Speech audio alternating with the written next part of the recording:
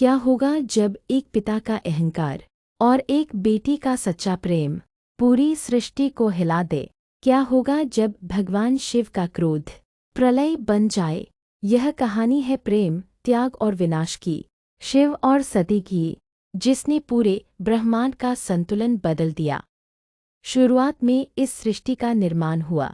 चांद, धरती, पहाड़ और पेड़ पौधे, सब कुछ भगवान ब्रह्मा की रचना थे। ब्रह्मा जी के 12 पुत्रों में से एक थे दक्ष, जो बहुत शक्तिशाली थे लेकिन उतने ही घमंडी भी। दक्ष की एक पुत्री थी सती। सती कोई साधारण कन्या नहीं थी, वह देवी शक्ति का अवतार थी। सुंदर, शांत और दिव्य। समय के साथ ही सती को भगवान शिव से प्रेम हो गया। शिव, जो कैलाश पर्वत पर रहते थे, राख से लिपटे हुए, जटाओं में गंगा और सिर पर चंद्रमा धारण किए हुए, लेकिन दिल से बेहद सरल और पवित्र। एक दिन सती ने अपने पिता से कहा कि वह शिव से विवाह करना चाहती है। यह सुनकर दक्ष क्रोधित हो गए। उन्होंने शिव का अपमान किया और इस विवाह से, लेकिन सती का प्रेम सच्चा था। उन्होंने अपने पिता की इच्छा के विरुद्ध भगवान शिव से विवाह कर लिया। यह बात दक्ष को और भी अधिक चुभ गई। कुछ समय बाद दक्ष ने एक भव्य यज्ञ का आयोजन किया। उन्होंने सभी देवताओं को आमंत्रित किया, लेकिन सती और शिव को नहीं बुलाया।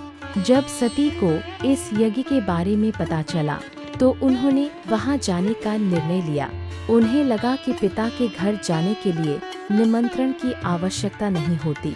जब सती वहां पहुंची तो चारों ओर उत्सव का माहौल था, लेकिन जल्द ही उनकी खुशी दुख में बदल गई। वहां उनके और शिव के लिए कोई स्थान नहीं था। दुखी होकर उन्होंने अपने पिता से पूछा कि उन्हें क्यों नहीं बुलाया गया।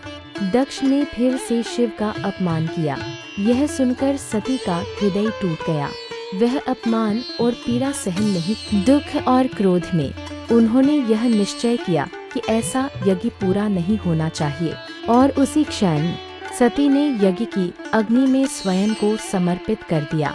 जब यह समाचार भगवान शिव तक पहुंचा, तो उनका हृदय शोक और क्रोध से भर गया। वह तुरंत वहां पहुंचे और अपने क्रोध में सब कुछ नष्ट कर दिया। सती के शरीर को लेकर शिव ने तांडव नृत्य किया, जिससे पूरी सृष्टि कांप उठी। देवता भयभीत हो गए और भगवान विष्णु से सहायता मांगी। तब विष्णु जी ने सुदर्शन चक्र का प्रयोग किया और सती के शरीर को कई भागों में विभाजित कर दिया। ये सभी भाग पृथ्वी पर अलग अलग स्थानों पर गिरे, जो बाद में शक्ति पीठ के रूप में पूजे जाने लगे। धीरे धीरे शिव का क्रोध शांत हुआ। उन्होंने दक्ष को क्षमा कर दिया, लेकिन दंड स्वरूप उसे बकरे का सिर दिया गया। इसके बाद भगवान शिव हिमालय में ध्यान में लीन हो गए। कुछ समय बाद सती ने पार्वती के रूप में पुनर्जन्म लिया और एक बार फिर शिव से उनका मिलन हुआ।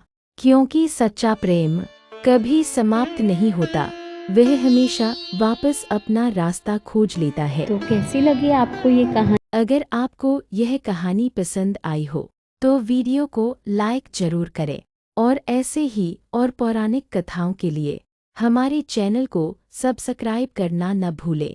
आपका धन्यवाद। जल्द ही मिलते हैं एक नई कहानी के साथ।